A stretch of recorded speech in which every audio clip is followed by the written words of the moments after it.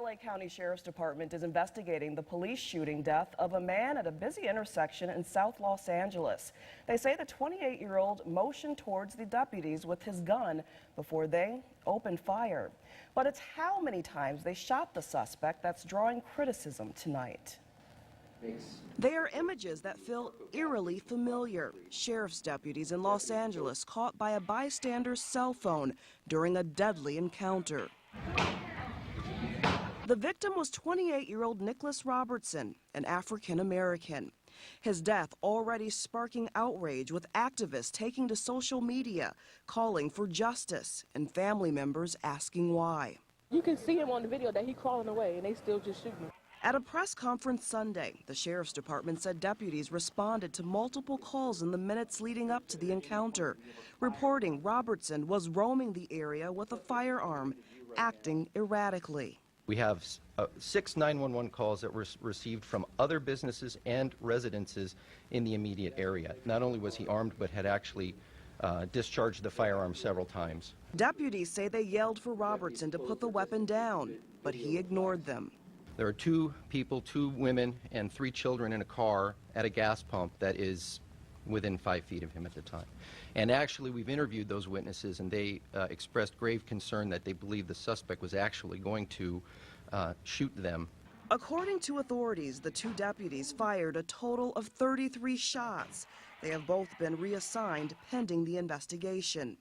Among the questions left to answer, say investigators, is why Robertson was acting so agitated.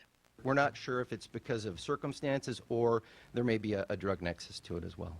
Area activists Sunday called for a thorough investigation. Everyone is concerned because it appears to us that a black man once again was shot and killed by law enforcement. But also urged patience and calm. Let the investigation take its course, and wherever it takes us and leads us to, that's where we'll go. So we're asking people, don't make a decision based on a 10-second clip of a cell phone video that's on the news. Joining us this evening from Atlanta is Vincent Hill. He's a former Nashville police officer and law enforcement analyst. Vincent, thank you so much for joining us. Thank you, BC. So first of all, what was your reaction to seeing that video? Well, honestly, BC, when you look at the totality of the evidence, police had 6 911 calls of a man armed with a gun. So police, their #1 job, protect and serve. Not only protect the public, but protect themselves as well.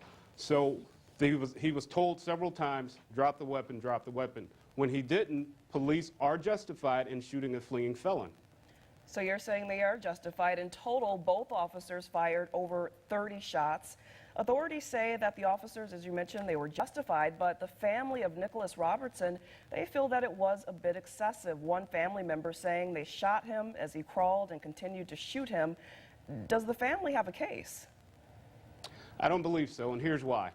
Just because someone is shot, BC, doesn't mean the threat is gone.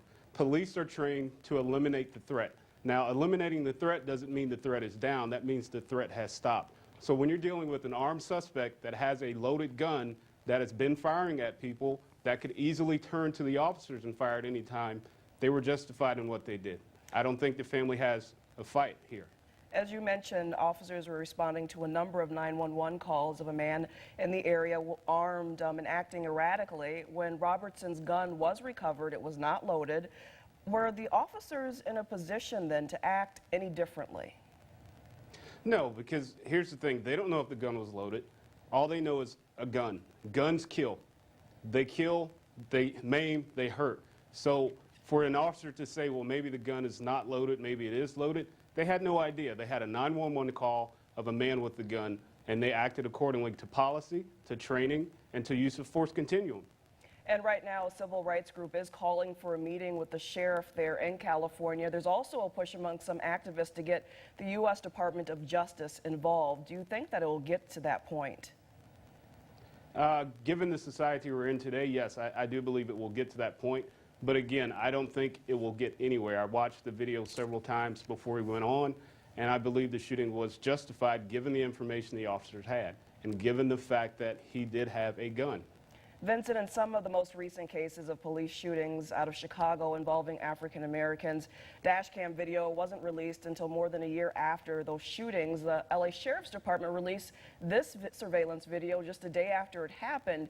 Do you think authorities there are trying to make a point to be transparent? Yeah, absolutely, because like you mentioned Chicago, they don't want the next Chicago or the next Baltimore or the next Ferguson. So transparency is key when you're dealing with cases like this. Absolutely. All right. Thank you so much for joining us this evening, Vincent. I appreciate your perspective.